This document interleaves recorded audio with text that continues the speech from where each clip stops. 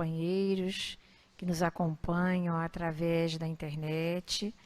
Nós vamos então dando início à nossa reunião, fazendo a leitura da página que já está conosco.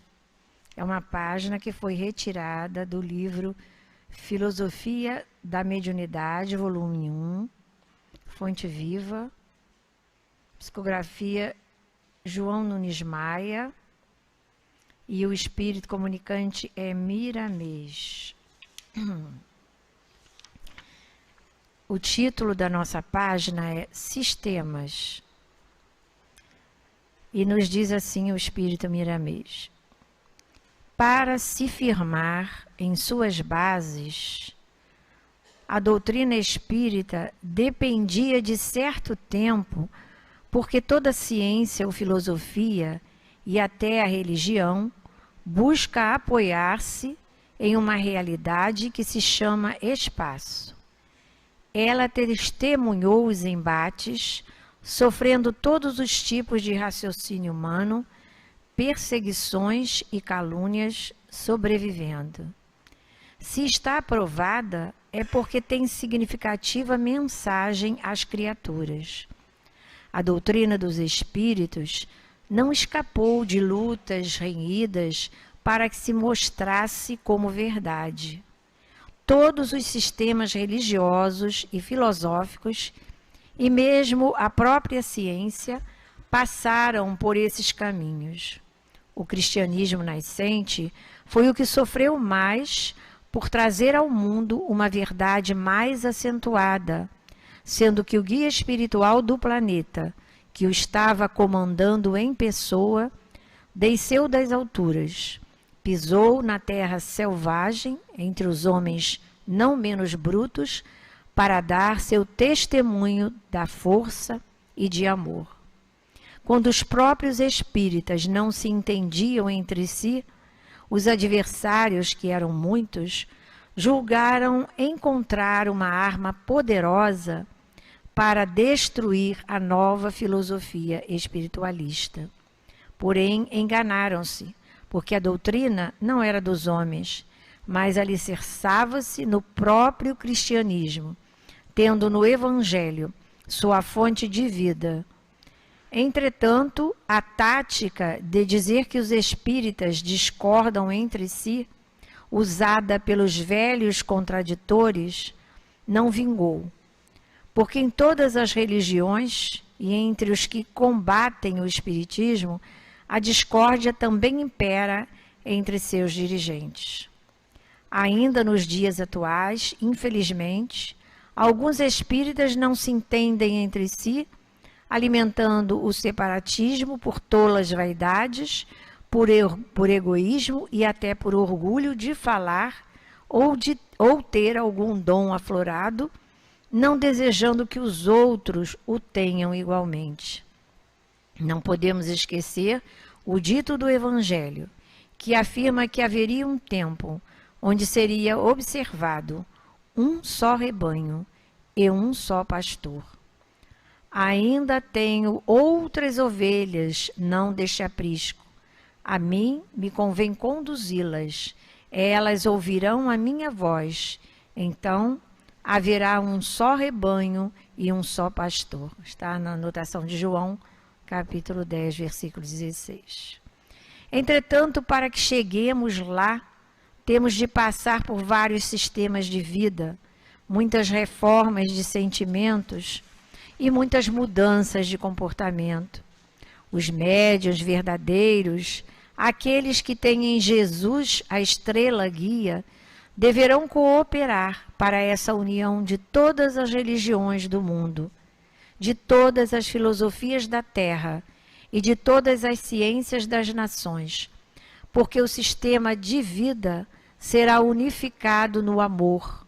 O cristianismo redivivo levantará a sua bandeira, cujo lema é fraternidade universal, o amor sem barreiras, e tendo a pureza de coração como fato comum em todas as criaturas. Até lá, há muito trabalho a se fazer. Antes, porém, temos de eliminar dos sentimentos as duas maiores chagas da humanidade, o orgulho e o egoísmo. A doutrina dos espíritos já é adulta e os seus seguidores devem compreender seus deveres, não fomentando discórdia dentro da casa espírita, que os ajuda a entender a própria vida, que lhes mostra a verdade, que lhes servirá de instrumento de libertação. As paixões humanas serão expulsas dos corações, instalando-se o amor em forma de Cristo para guiar os passos das criaturas. À medida que os estudos se completam e se aprimoram, os homens inteligentes verificarão a verdade, capaz de orientá-los para a paz de consciência. O bom senso, no homem de bem, não nega o que ainda não permitiu comprovação, nem fecha os olhos diante dos convites estabelecidos na honestidade. A unidade de valores no porvir é uma esperança para os que acreditam no amor universal e que todas as criaturas são irmãs sob as luzes da paternidade universal, Deus. A mediunidade elevada serve de acordo entre todas as religiões e sistemas filosóficos, mostrando que Jesus está à frente de todas as direções do planeta, amando a todos e a tudo por ordem de Deus. Não podemos impor nossas convicções a quem quer que seja, mas expor o que encontramos na tradução das leis para que o amor nos faça sentir a humildade de dizer: eu te amo, ao irmão que encontramos a caminho. Miramês. Após essa belíssima página, que nos leva a profundas reflexões, vamos fazer a prece, unindo os nossos pensamentos. Senhor Jesus, Mestre de nossas almas, nós estamos aqui, Mestre querido, reunidos em Teu nome, para iniciar mais uma reunião de estudos e de passes em torno do Livro dos Médiuns. Livro este, Jesus, que traz para nós orientações importantes em relação à nossa mediunidade. Mediunidade que todos certamente temos. Abençoa, portanto, Jesus, esta noite. Abençoa o nosso irmão Joaquim, que nos trará a palavra, a nossa irmã Luciana, que sejam eles portadores da melhor palavra, a que vá alentar e esclarecer. Envolva-nos a todos, Mestre querido, em tuas vibrações de paz e de harmonia.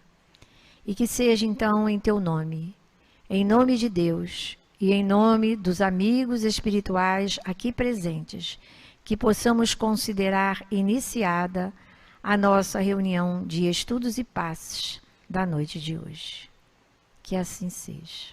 Graças a Deus. Então, como a maioria de nós sabe, às segundas-feiras, nesse horário, estudamos o Livro dos Médiuns. E hoje nós vamos estudar do capítulo 4, Sistemas. Os itens são de 36 a 51, mas nós vamos ler apenas um item para que o nosso Joaquim tenha bastante tempo para nos esclarecer em relação ao assunto. Quando os estranhos fenômenos do espiritismo começaram a se produzir, ou melhor dizendo, quando se renovaram nestes últimos tempos, o primeiro sentimento que despertaram foi o da dúvida quanto à sua própria realidade e, mais ainda, quanto à sua causa. Quando eles foram averiguados através dos testemunhos irrecusáveis e pelas experiências que cada qual pôde fazer, aconteceu que cada um os interpretou à sua maneira, conforme suas ideias pessoais, suas crenças ou suas prevenções. Daí, vários sistemas que uma observação mais atenta devia reduzir ao seu justo valor. Os adversários do espiritismo acreditaram ter encontrado um argumento nessa divergência de opiniões dizendo que os próprios espíritas não estavam de acordo entre si.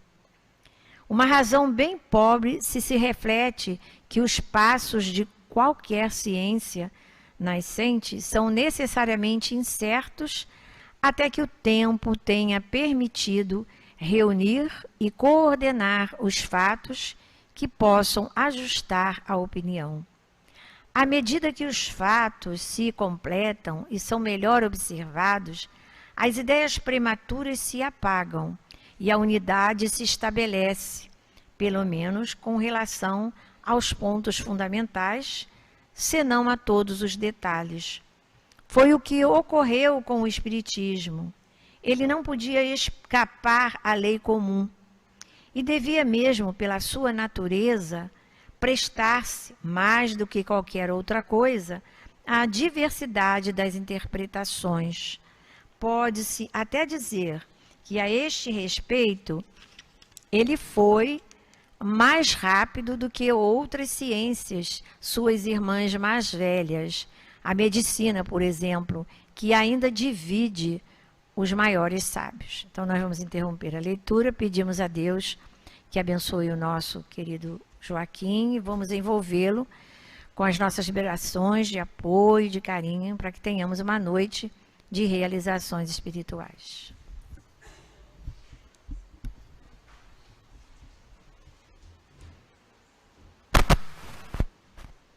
Meus irmãos, minhas irmãs, é sempre bom repetir isso. Meus irmãos, minhas irmãs, porque é uma maneira de nos vermos de uma forma diferente, mesmo que não tenhamos um conhecimento, uma convivência próxima. E a mensagem inicial já nos chama atenção sobre isso. Porque nós estamos passando aí por alguns momentos, alguns acontecimentos, em que, na realidade, isso já estava previsto até numa certa observação que Jesus fez há mais de 2000 anos, em que haveriam ocorrências no mundo em que a iniquidade, o mal, chegariam num nível tal que a fé de muitos poderia fenecer.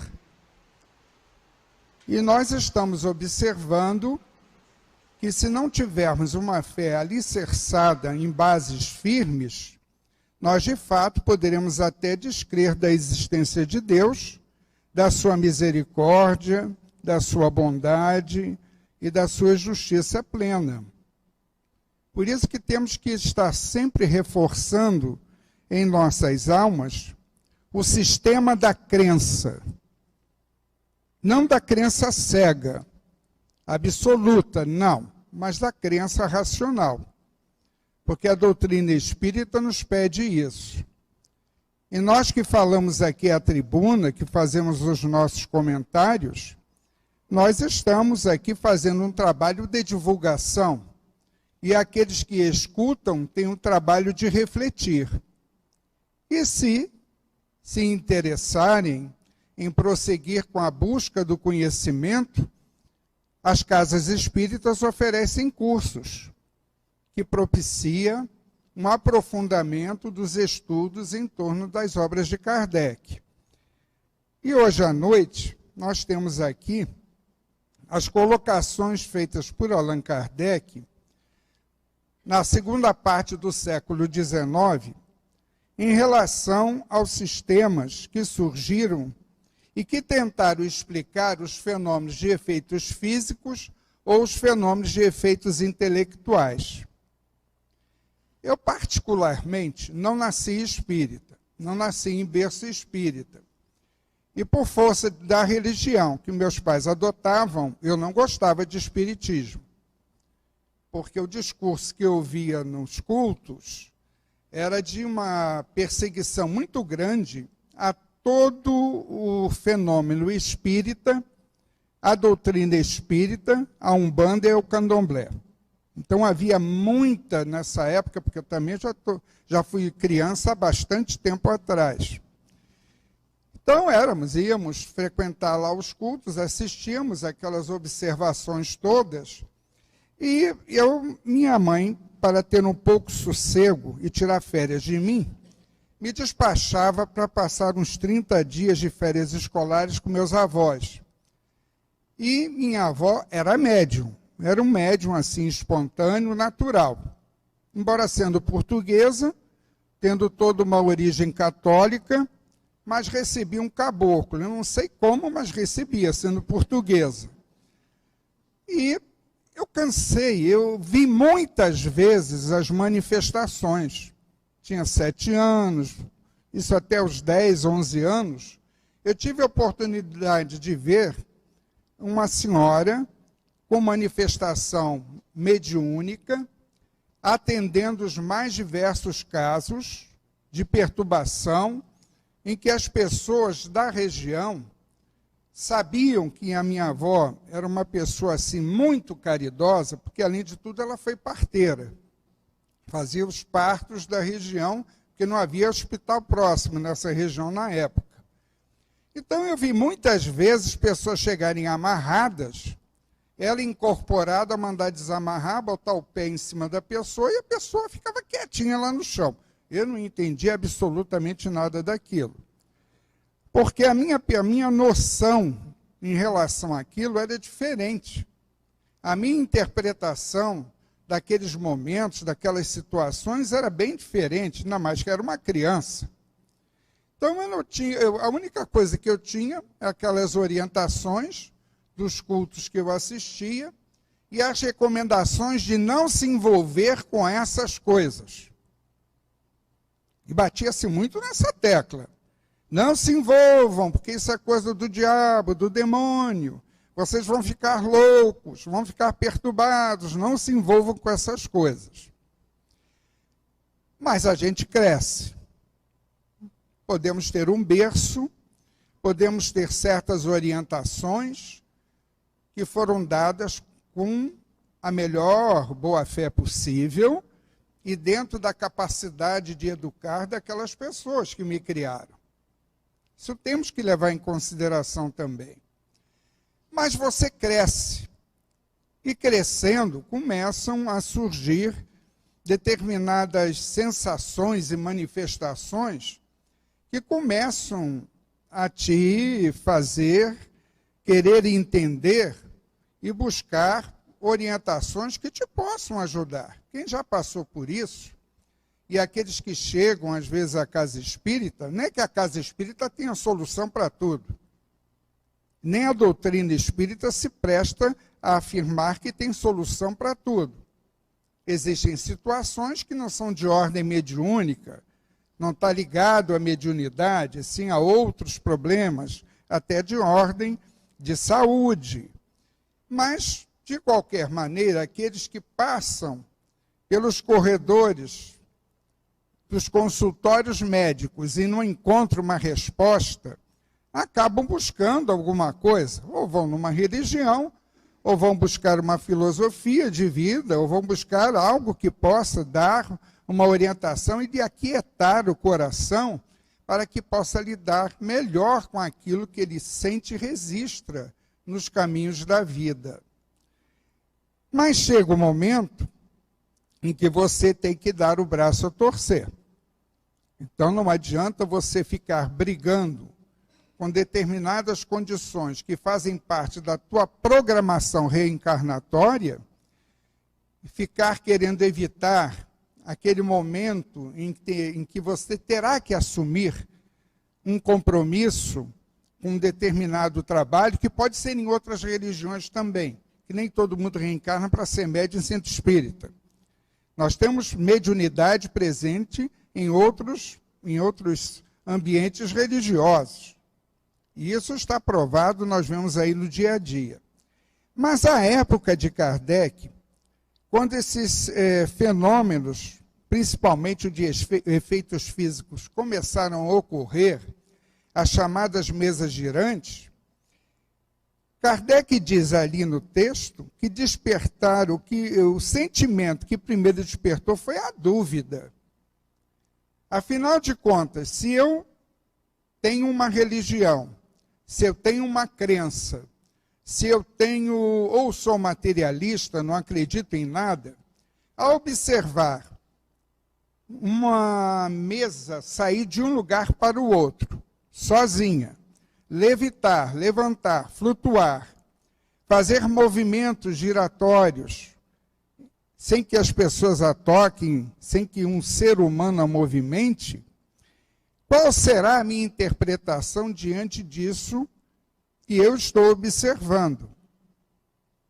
Porque se eu tiver já, agora estamos falando do século XX para cá, se eu já tiver algum conhecimento acerca desses fenômenos, como eles podem ocorrer, como é que eles são produzidos, a minha interpretação será uma. Mas se eu tiver uma fé, um conhecimento diferenciado, a minha interpretação será outra. E Kardec, então, ele fez uma lista neste capítulo do Livro dos Médiuns acerca dos sistemas que tentaram explicar esses fenômenos de ordem espiritual.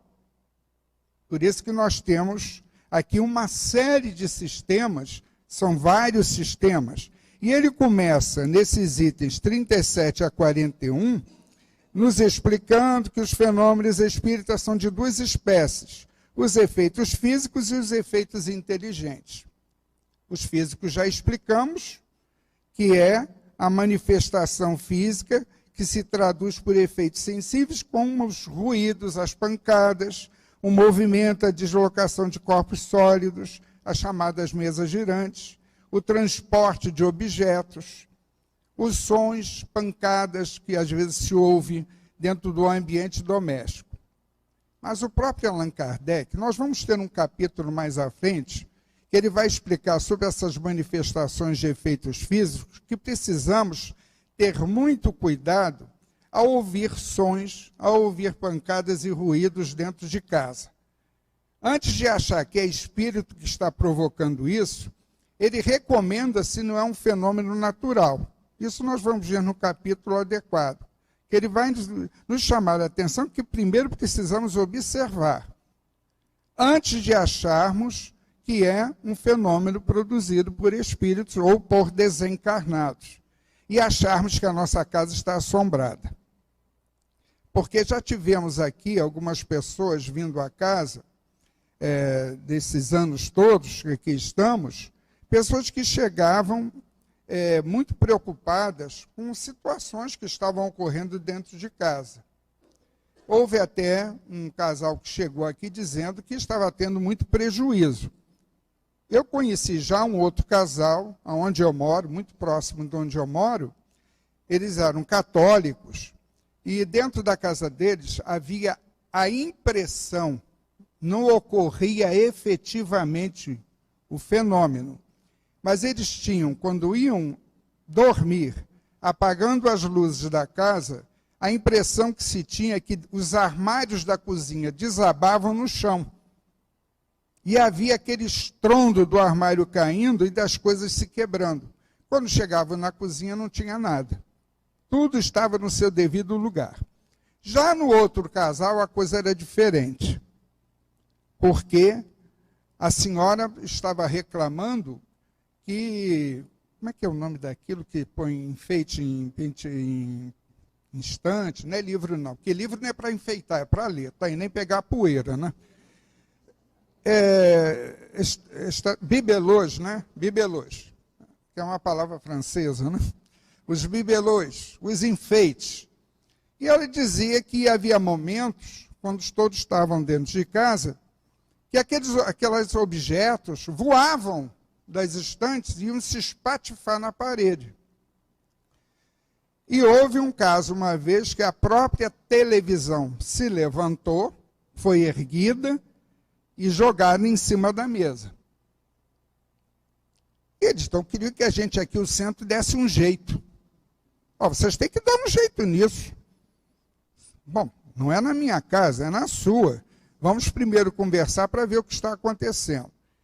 É a senhora, seu marido, e tem 3 filhas. As idades variam. A senhora e seu marido dentro de casa, quando estão sozinhos, acontece alguma coisa? Nunca aconteceu.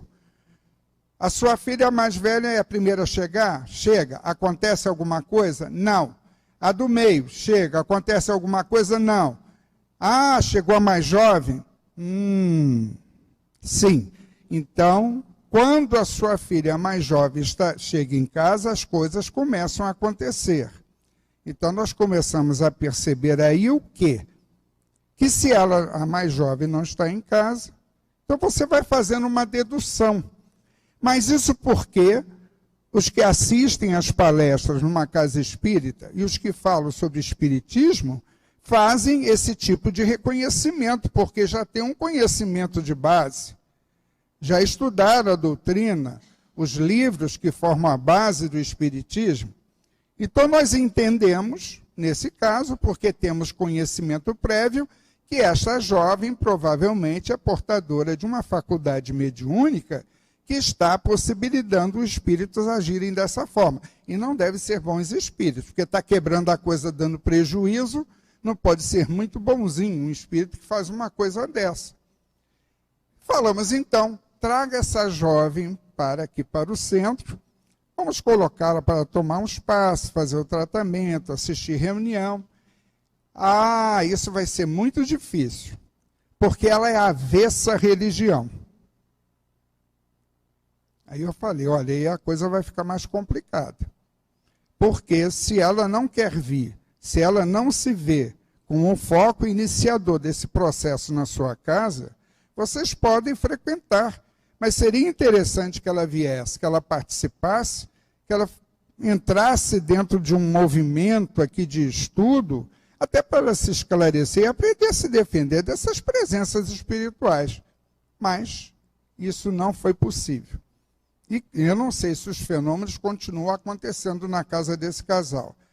No outro casal que mora perto da minha casa, por eles serem ligados ao catolicismo, mas frequentadores, trabalhadores mesmo, não é só para responder para a Ibope, que é dessa religião, não. São assíduos frequentadores e participam das atividades dos eventos do tempo que frequentam. Como aquilo estava importunando muito, porque evidentemente uma coisa dessa, uns sons, esses ruídos, essas pancadas, acabam incomodando. E tiravam o sossego da família, o casal com uma filha. Foi pedido uma orientação num centro espírita, porque o marido disse que já não estava suportando mais aquilo, aqueles sons, aquele barulho, aquilo incomodava muito, perturbava muito. No centro espírita havia a seguinte orientação: não se trata de perseguição espiritual, mas sim o espírito que provoca tais fenômenos está querendo lembrar a sua esposa e filha que elas têm compromisso com a mediunidade, que ela procure um centro espírita. Aí a coisa pesou, porque fui eu que pedi a orientação. Pedi a orientação para ver o que estava acontecendo. Passei para o senhor e disse, olha, eu não sei como é que você vai dizer isso, vocês são de uma outra religião, de uma outra crença. Você procure mostrar o papel e ver como vai ser a reação delas. E simplesmente a reação não foi positiva.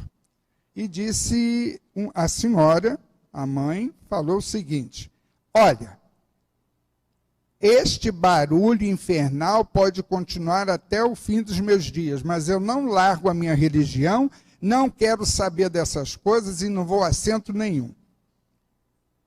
Pelo que eu soube, os fenômenos ficaram ocorrendo até mais ou menos uns 10 anos. Eu achei que o espírito foi paciente.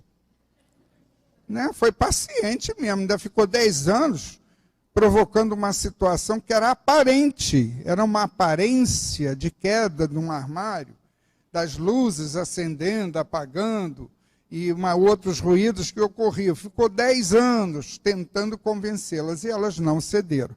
Creio eu que o espírito aí deve ter pego o chapéu dele e foi embora, fazer outra coisa. Porque, muitas vezes, nós somos chamados para determinadas tarefas no mundo, através de certos fenômenos, que não precisa ser um fenômeno de efeitos físicos. Às vezes ocorre das pessoas se aproximarem de nós e começarem a falar e perceberem algo de diferente em nós e nos dizerem, olha, eu creio que você deveria procurar um ambiente tal ou tal, porque eu estou percebendo alguma coisa aí em você, seria interessante que você fosse buscar uma orientação para isso. Há frequentadores, eu conheço um caso de uma pessoa que frequentou durante muitos anos o centro espírita, muitos anos, o mesmo centro espírita, frequentador assíduo. Toda vez que ele era convidado para o trabalho, um trabalho mais efetivo dentro do centro, ele se recusava. Os espíritos falavam através de médiuns, falavam orientando que ele precisava assumir, porque havia um compromisso, que ele precisava assumir esse compromisso, e a pessoa nunca conseguiu assumir esse compromisso, embora frequentasse o centro, o que, de uma certa forma, ao desencarnar, deve ter facilitado o socorro espiritual para ele, que pelo menos ele frequentou. Bom, também tem que ver se lá fora ele põe em prática, né, as coisas que eu via no centro. Porque a gente pode ouvir muita coisa aqui e lá fora o nosso comportamento, a nossa maneira de ser e de agir ser totalmente diferente em relação ao que se ouve. Isso pode acontecer, porque isso é uma coisa muito individual, a questão de você pôr em prática. Muito bem. Então, nós vamos ver aqui que, em relação aos efeitos físicos, Allan Kardec identificou 4 sistemas que procuraram explicar como é que esses fenômenos poderiam se produzir. Na realidade, não só um é que faz uma explicação. Por quê? No caso aqui do charlatanismo, esse sistema atribui os efeitos físicos à mistificação. No livro dos médiuns, Allan Kardec tem um capítulo mais para o final do livro que trata do charlatanismo e da mistificação. Ele não fugiu de estudar isso, porque existe sim, isso pode acontecer. Os falsos médiuns, se na Bíblia você, no Novo Testamento ou na Bíblia, você encontra os falsos profetas, por que não haveriam falsos médiuns? Então ele diz aqui a suspeita de mistificação, dizendo que os que acreditam nisso são pessoas que são trapaceadas por médiuns, que eram médiuns trapaceiros, ou falsos médiuns, e que não levavam em consideração a posição, o caráter, o saber e a honradez das pessoas que afirmavam terem visto o fenômeno ocorrer. Isso era o charlatanismo. A loucura. Esse, então, afasta a suspeita de mistificação, dizendo que os que acreditam nisso são loucos. Então, somos loucos, gente, porque nós acreditamos. Privados do bom senso.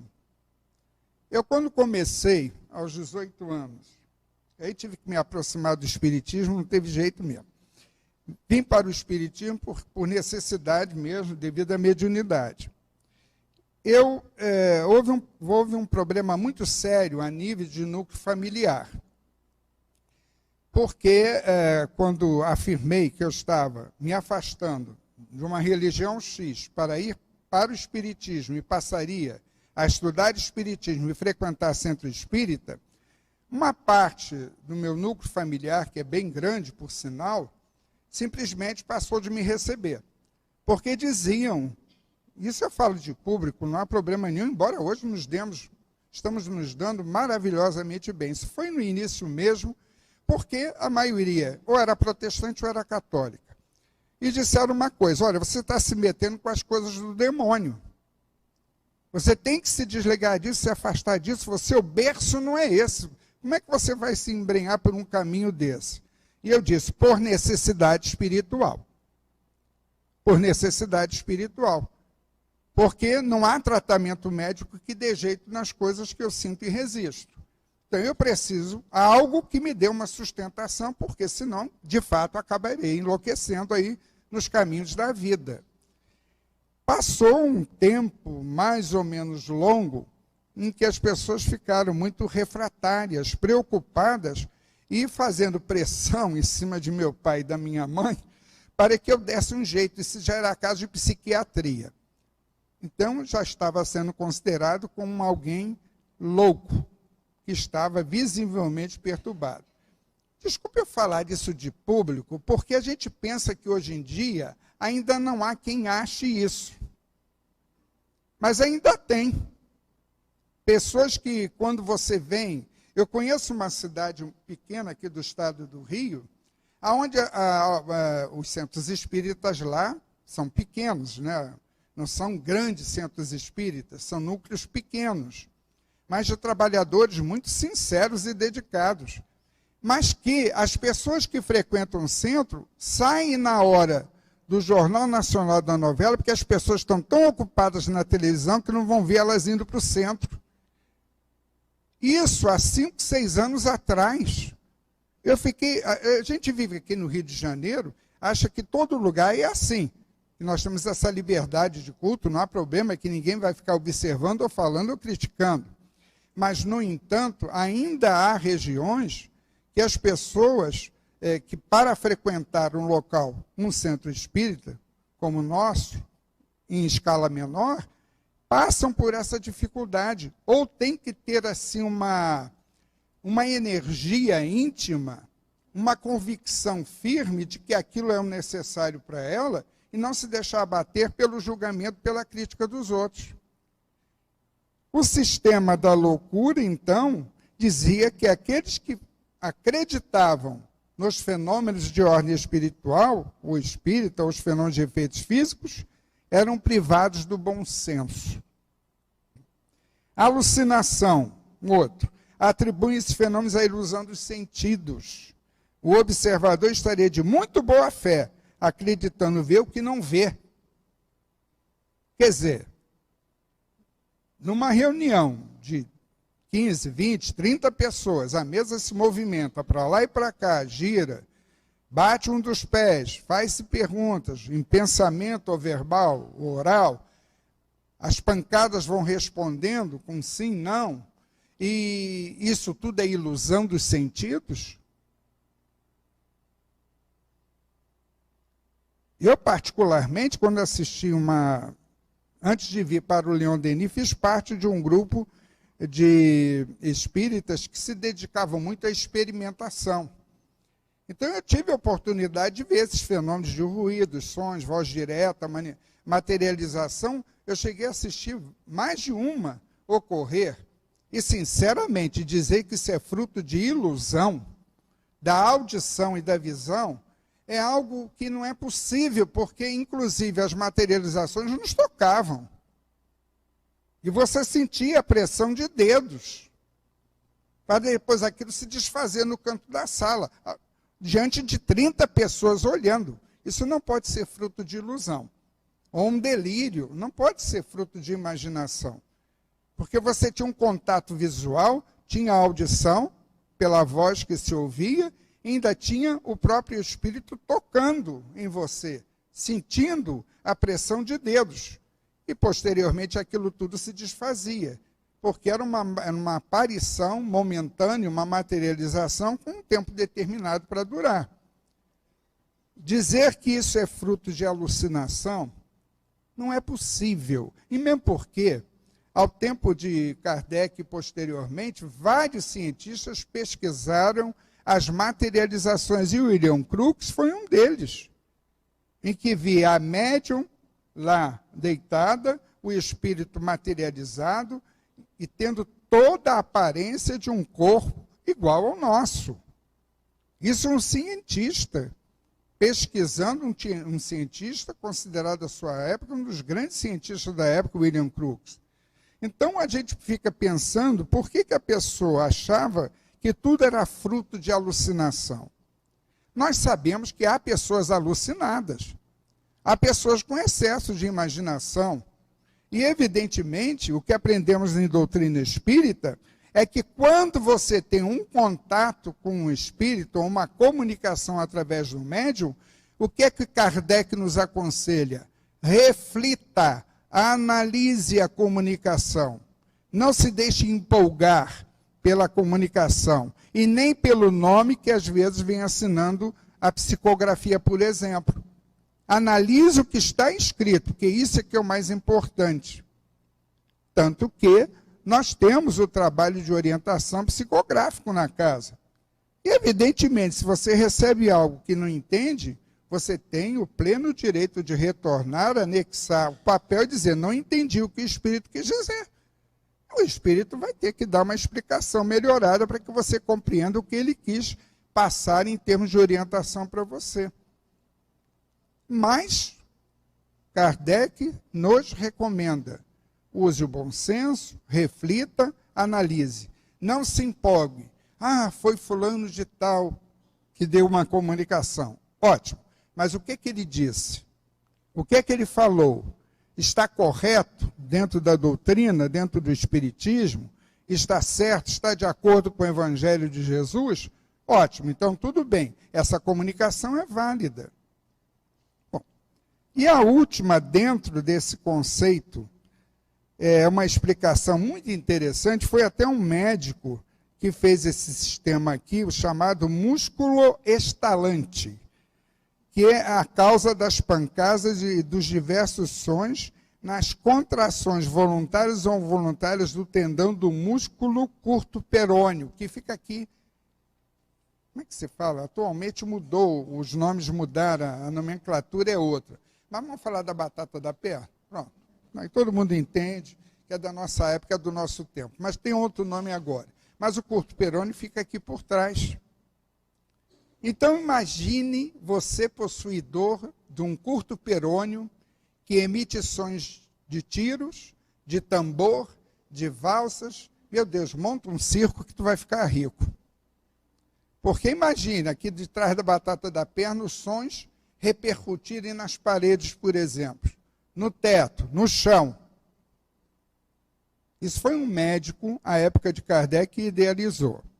Posteriormente, aparece um outro sistema, nessa época, o sistema das causas físicas. Esse sistema até que é interessante, porque ele está fora do sistema da negação absoluta, que são aqueles 4 que nós citamos, mas que atribuía ao magnetismo, à eletricidade ou à ação de um fluido qualquer, esses fenômenos de efeitos físicos. Quase que eles acertam, porque realmente havia fluido aí. Havia ação magnética, havia o fluido do médium, que o espírito se utilizava para provocar os movimentos da mesa e esses sons, e essas pancadas e esses ruídos. Mas só que Kardec afirma que esta opinião nada tinha de irracional e teria prevalecido se o fenômeno se tivesse limitado a efeitos puramente mecânicos. Mas acontece que as pessoas começaram a fazer perguntas verbais ou em pensamento.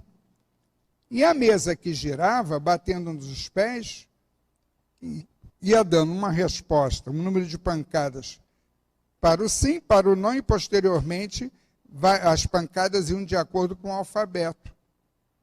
Então havia, Kardec afirma, portanto, tinha uma causa inteligente por trás disso.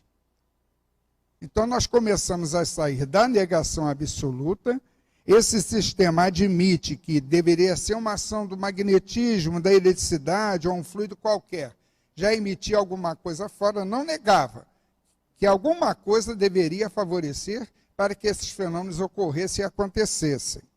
Depois vem esse sistema do reflexo, onde Allan Kardec diz que esse sistema dizia e afirmava que o que ocorria nas comunicações inteligentes, ou nessas respostas que eram obtidas por esses efeitos da mesa girante, seria fruto do pensamento do médium dos assistentes presentes àquela reunião. O reflexo do pensamento pode acontecer. Quem assiste reunião pública aqui às quartas à noite, ou sábado à noite, sabe que um médium senta ali e tem uma comunicação no final da reunião. O que é pedido? Quem está dirigindo a reunião solicita o quê? Vamos agora, em prece, ajudar o médium a receber a comunicação do plano espiritual. Ficar em prece é gerar uma energia que envolva um médium e favoreça ele nessa ligação com o espírito que vai se comunicar. Mas se eu resolvo, em vez de fazer a prece, para favorecer a comunicação, pensar assim: puxa, meu pai, quem dera se ele viesse agora ali pelo médium, numa reunião pública, chamar o teu pai para dar mensagem numa reunião pública. Geralmente são benfeitores, mentores ou espíritos trabalhadores da casa que dão as comunicações para fazer um fechamento de todo aquele trabalho, de todo aquele dia de estudos e passos na casa. A finalidade da comunicação é essa. Mas eu posso pensar, sentado aí, mandar um pensamento e ficar pensando: meu pai, paizinho, por que você não dá uma comunicação? Olha ali o médium dando sopa, sentadinho ali, quietinho ali. Será que você não podia dar uma comunicação? Se você tiver um poder mental de um certo nível, o teu pensamento pode chegar ao médium. Eu uma vez vi, não aqui no centro, mas num grupo que eu fui, um médium, ao final dos trabalhos, dizer que não tinha conseguido captar corretamente o pensamento do espírito que iria falar através dele, pela psicofonia, porque havia alguém presente à reunião que fixou o seu pensamento na minha mente. Fala o médium falou: alguém presente aqui fixou um pensamento na minha mente, interferindo, me prejudicando nesse momento que eu tinha que me ligar a esse benfeitor que daria a comunicação. Por isso que quem dirige a reunião, quarta noite, sábado à noite, pede: vamos ajudar o médium. Vamos envolver o médium em prece, mas não com pedidos. Bom, aí eu vou falar da minha experiência pessoal. Com Dalla Rosa, com Altivo, eu não sei como é que a coisa funcionava. Mas cada um tem a sua sensibilidade, a sua capacidade de registro. A primeira vez que eu sentei, a tribuna era ali. Os mais antigos devem lembrar que era ali. Eu sentei... Isso vai ser gravado. Bom, não é nada demais, aconteceu mesmo.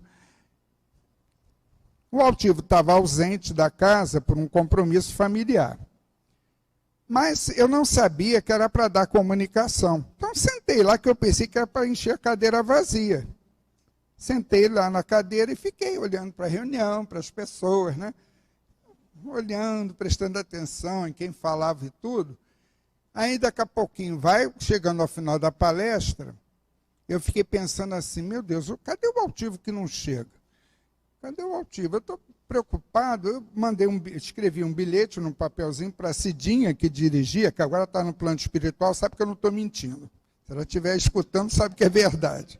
Mandei um bilhete para ela dizendo assim: Cidinha, cadê o Altivo para vir dar a comunicação no final da reunião? Ela mandou de volta: você não está sabendo? É você hoje que vai dar a comunicação. Bum! Eu digo assim: meu Deus, mas eu não me preparei para isso. Fiquei olhando para a Cidinha, olhando para um lado, para o outro, e agora? E o povo tudo ali, né?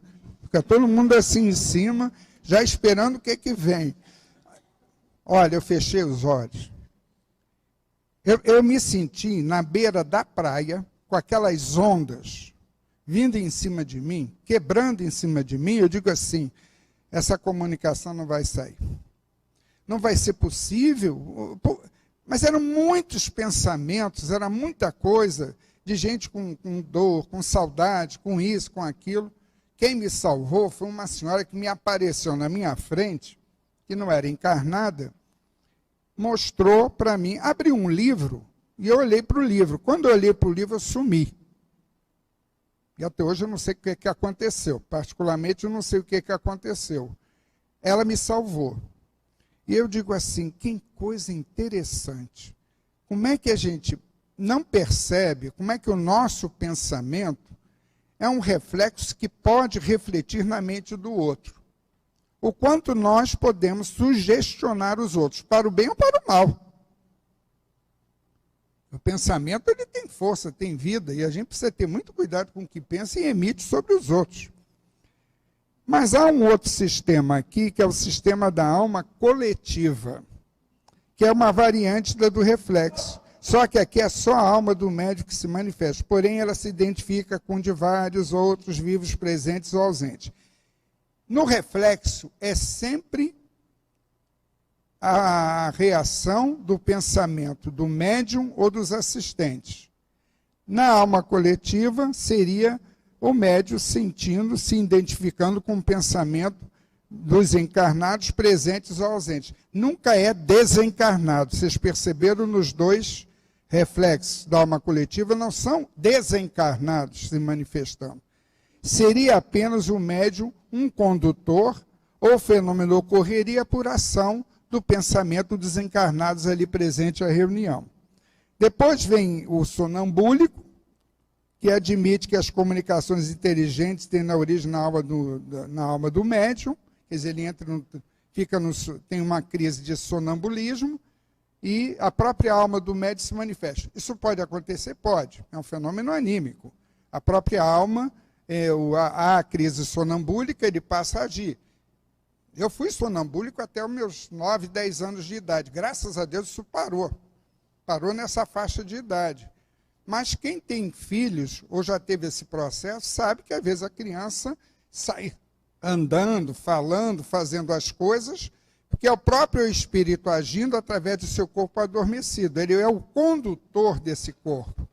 Quer dizer, o sonambúlico é o condutor do próprio corpo. Não há ali propriamente uma intervenção espiritual, se bem que o médium sonambúlico ele pode também dar passividade a espíritos que se comuniquem por ele. E vem aqui outro sistema diabólico demoníaco, que aceita a intervenção de uma inteligência estranha do médium, mas que essa inteligência seria de uma natureza inferior. Depois vem otimista. Outros viram a ação apenas dos bons espíritos. Nós sabemos que isso não é verdade. Nós vivemos num mundo de provas e expiações. O que há de espiritual em torno do nosso mundo retrata o que vemos nós, espíritos encarnados, o que assistimos aqui diariamente. Nós temos pessoas boas e pessoas más. Nós temos pessoas ignorantes, pessoas esclarecidas, pessoas com mais estudos, menos estudos. Então, ao desencarnar, você vai ter formando a humanidade desencarnada exatamente isso também. Então, nós temos manifestações de espíritos bons, de espíritos imperfeitos, que Kardec usa mais esse termo, mas ele também fala dos maus espíritos. Então, nós temos essa ação. Determinadas coisas que assistimos a acontecer de umas décadas para cá no mundo, convenhamos, será que não é mau espírito que influencia o encarnado a agir dessa forma? Será que é o anjo de guarda dele, um espírito bom, que vai levar a pessoa saindo atirando em todos os ambientes, ou cometendo os mais diversos crimes? Evidentemente que aí cada caso tem o seu estudo individual e o seu tratamento adequado. Mas convenhamos que influência espiritual boa jamais irá nos influenciar ou insuflar em nossa cabeça, em nossa mente, ter atitudes negativas em relação a nós e aos outros. A influência positiva sempre quer nos ver bem dentro da vida. Um outro sistema, o uniespírita, que era Jesus, só que se manifestava. A gente sabe que isso não corresponde à realidade. Por fim, nós temos o multiespírita ou poliespírita, que são os fenômenos que são produzidos pelos espíritos. Há espíritos de todos os graus, de bondade, de malícia, de saber e de ignorância. Os espíritos comunicam-se por intermédio dos médios que lhes servem de instrumento e de intérpretes. E nós temos a escala espírita no livro dos Espíritos, onde nós temos ali os puros espíritos, os espíritos dentro da sabedoria, não, porque aí é uma classificação. São os bons espíritos e temos os espíritos imperfeitos na escala espírita. Então, Kardec nos passa para nós a interpretação que as pessoas, de acordo, como ele diz aqui em cima, conforme suas ideias pessoais, suas crenças ou suas prevenções, de acordo com isso, por isso que nós temos esta fartura de tentativas de explicação acerca desses fenômenos de ordem espiritual que aconteciam a essa época de Kardec e que sempre aconteceram no seio da humanidade. Vamos na Bíblia e vamos observar ali que os profetas eram médiuns das mais variadas naturezas, e vamos observar muitos fenômenos de ordem espiritual acontecendo em épocas diferentes. Estamos aqui analisando um livro que retrata a história de um povo, de uma raça. Mas outros livros que falam de outras civilizações também nos apresentam uma série de fenômenos muito interessantes que ocorriam no seio desses povos, há milhares de anos atrás. Esta comunicação sempre existiu entre o espírito que está desencarnado e o espírito que está encarnado. Há muitos anos atrás, eu tive a oportunidade de ver aquele repórter, um jornalista, Amaral Neto. Ele fazia umas reportagens muito interessantes. E houve uma época que ele foi ao Xingu e passou mal. Estava passando mal, com uma dor de cabeça violenta, passando muito mal mesmo, um mal-estar que ele não conseguia identificar o que era aquilo. Tomou medicação, se medicou e não adiantava nada. Ele estava fazendo uma reportagem numa tribo indígena daquela região do Xingu. E aquele, o pajé, foi chamado e começou, eu achei interessante, não foi uma imposição de mãos, na realidade ele deu um passe tocando mesmo nele.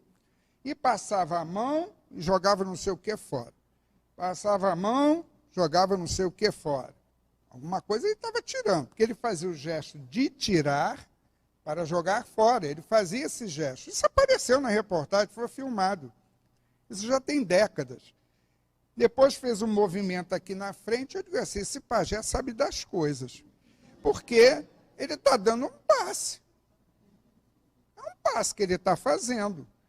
Com quem esse pajé aprendeu isso? Lá no meio do Xingu, há 40 anos atrás. Onde é que ele aprendeu isso? Não tinha televisão, não tinha rádio, isso não existia.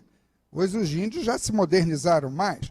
Mas naquela época você vê que como é que a coisa, por influência espiritual, como é que a coisa funciona? Porque esse pajé, ele fazia um ritual antes disso, de preparo para evocar as energias da natureza, dos deuses, para depois agir. Não era espírita. Acho que não. Não devia ser espírita. Não tinha uma religião definida. No entanto, vocês veem como é que aquela criatura encarnada naquele corpo, esse espírito já trazia em si certos conhecimentos, certa aprendizagem que foi feita em outras épocas. Para muitos de nós, o contato com a doutrina espírita, e principalmente os fenômenos mediúnicos, não nos causa estranheza. Porque, de uma certa forma, é como se nós já soubéssemos disso. Nós já trazemos a informação, ou porque estudamos no plano espiritual, ou porque em outras vidas já passamos por essa experiência. Então, prosseguindo com os nossos estudos, nós vamos ver mais à frente mais explicações nessa parte do Livro dos Médiuns acerca das manifestações de efeitos físicos e as manifestações inteligentes. O nosso tempo se esgotou, que o Senhor nos abençoe e que possamos sair não só com esclarecimento da noite de hoje, porque também iremos escutar mais uma página do Evangelho que vai nos ajudar, como uma mensagem inicial nos ajudou também. E que tenhamos cada vez mais fortalecido em nós a crença em Deus, a crença no que Jesus nos deixou e exemplificou, e a certeza de que estamos sobre o amparo de bons amigos espirituais. Agora, que aprendamos a não vacilar na nossa fé, na nossa confiança nessa assistência e proteção. Muita paz aos nossos corações, que o Senhor nos abençoe. Nós agradecemos ao nosso Joaquim por todo o trabalho que ele trouxe para nós, toda essa reflexão importantíssima. E agora nós vamos passar a segunda parte dos nossos trabalhos, fazendo a leitura de O Evangelho segundo o Espiritismo, no seu capítulo 8, Bem-aventurados os que têm o coração puro, e os itens 8 e 9, ou melhor dizendo, 9 e 10, serão comentados pela nossa Luciana, e eles se referem à verdadeira pureza, mãos não lavadas. E há uma anotação de Lucas, em que ele diz: enquanto Jesus estava falando, um fariseu o convidou para ir jantar em sua casa. Tendo entrado, ele pôs-se à mesa. O fariseu então começa a dizer para si mesmo: por que ele não lavou as mãos antes de comer? E o Senhor lhe disse: agora, vós, os fariseus, limpais o que está por fora do corpo e do prato, mas o interior dos vossos corações está cheio de rapinas e de iniquidades. Insensatos que sois! Quem fez o que está por fora, não fez também o que está por dentro? Está em Lucas, capítulo 11, versículos 37 a 40. E Kardec, então, faz um comentário em relação a isso, dizendo: os judeus haviam menosprezado os verdadeiros mandamentos de Deus para se dedicarem à prática de regras estabelecidas pelos homens, das quais seus severos observadores faziam casos de consciência. A essência, muito simples, acabara desaparecendo sob a complicação da forma. Como fosse mais fácil praticar atos exteriores do que se reformarem moralmente. Lavar as mãos do que limpar o coração. Os homens então iludiam a si mesmos e se acreditavam quites para com Deus, porque se habituavam a essas práticas, mas continuavam como eram, pois lhes ensinavam que Deus não exigia mais nada. Eis porque o profeta disse: é em vão que este povo me honra com os lábios, ensinando máximas e leis humanas. Assim também aconteceu com a doutrina moral do Cristo, que acabou sendo colocada em segundo lugar, o que faz com que muitos cristãos, da mesma forma que os antigos judeus, acreditem ter a salvação mais assegurada pelas práticas exteriores que pelas práticas da moral. É a esses acréscimos feitos pelos homens à lei de Deus que Jesus se refere ao dizer: toda planta que meu Pai Celestial não plantou será arrancada. Nós vamos interromper por aqui a leitura do texto. Vamos pedir aos nossos companheiros médiuns que, por favor, se posicionem nos seus locais de trabalho, orientados pelos companheiros da casa, que estão preparados para isso. E nós outros vamos procurar não nos distrair com essa movimentação, porque ela é necessária para que o trabalho se realize. Vamos pensar em trechos da palestra, vamos agradecer a Deus pela oportunidade de aqui estar reunidos em seu nome para aprender sobre essas orientações que nos foram passadas. E nós gostaríamos também de lembrar aqueles nossos irmãos que porventura sejam portadores de uma mediunidade ostensiva, que por favor se controlem, porque esse trabalho ele é exclusivamente daqui dos nossos médiuns da casa, que já foram preparados anteriormente para isso. Vamos aguardar então esta movimentação para que em seguida possamos receber os passes.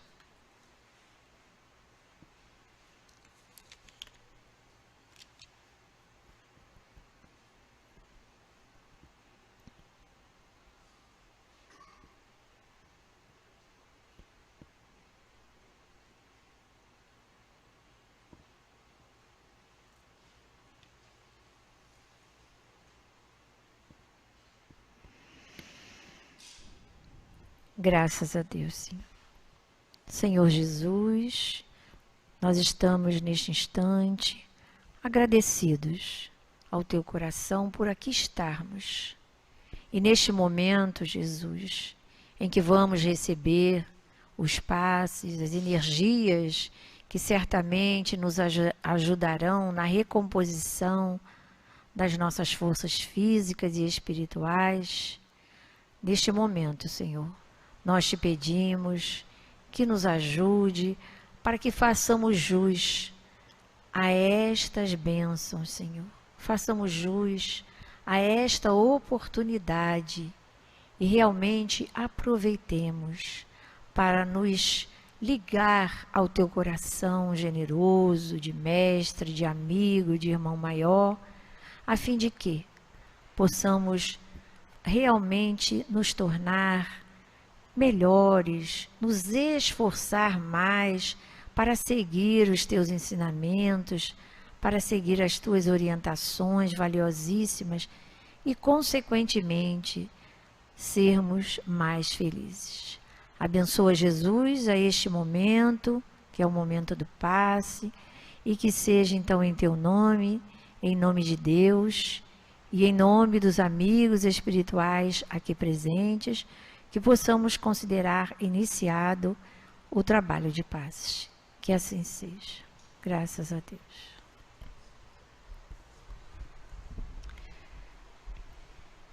Graças a Deus, graças a Jesus, graças aos bons espíritos. É em vão que este povo me honra com os lábios, ensinando máximas e leis humanas, disse um profeta. Diante desta afirmativa, podemos pensar: como estamos honrando a Deus? Como estamos nos relacionando com Ele?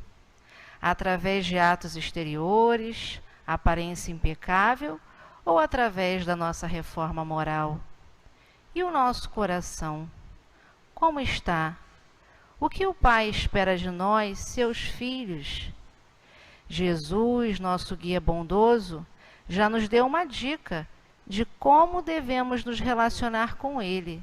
E nos diz assim: bem-aventurados os que têm o coração puro.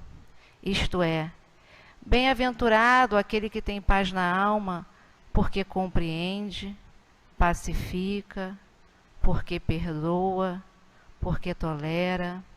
Bem-aventurado aquele porque respeita, porque busca a Deus através de todo o bem que possa fazer a si e a seu irmão mais próximo, ajudando-o também a se aproximar do Pai. Os rituais, as disciplinas exacerbadas, as práticas exteriores, o comportamento impecável, apenas adornam, enfeitam a aparência que tanto satisfazem a vaidade e o orgulho humano, abandonando as coisas do coração, nosso santuário divino. Nos iludimos muitas vezes com aquela crença na eficácia dos signos exteriores, como nos diz o Evangelho, nos tornando homens superficiais, muitas vezes hipócritas, supersticiosos e fanáticos, e não homens de bem. Nos afastamos daquele que não tem ódio, nem rancor, nem desejo de vingança. Nos afastamos daquele que, a exemplo de Jesus, ele perdoa e esquece as ofensas. Nos distanciamos também daquele que faz o bem pelo bem, sem esperança de retorno, de retribuição, de reconhecimento. Nos afastamos daquele que encontra satisfação nos benefícios que distribui, nos serviços que presta, nas alegrias que proporciona, nas lágrimas que faz estancar, nas consolações que proporciona aos aflitos, nos corações que aquece, na alma que toca. Nos afastamos também daquele que usa mas não abusa dos bens que lhe são concedidos, porque sabe que se trata de um depósito do qual terá que prestar contas um dia.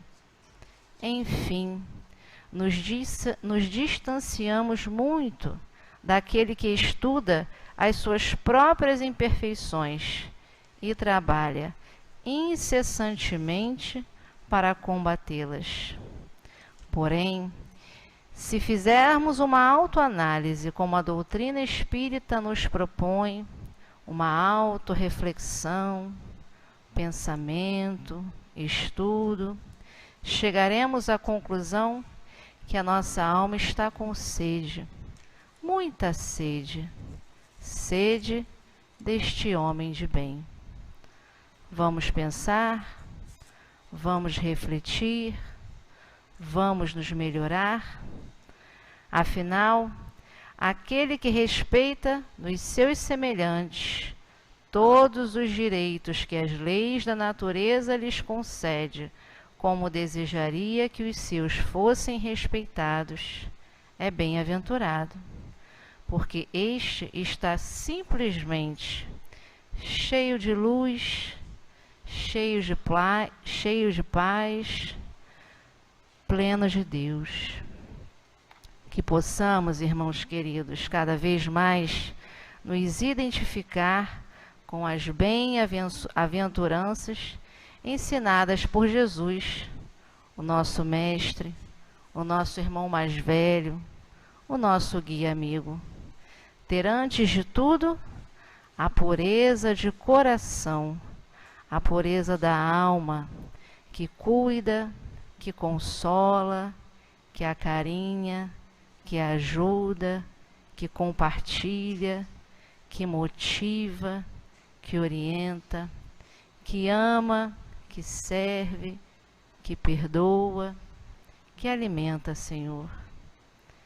Que o bom Deus nos abençoe sempre e que possamos nos transformar nos bem-aventurados da paz, nos bem-aventurados da luz e nos bem-aventurados do amor. Que assim seja.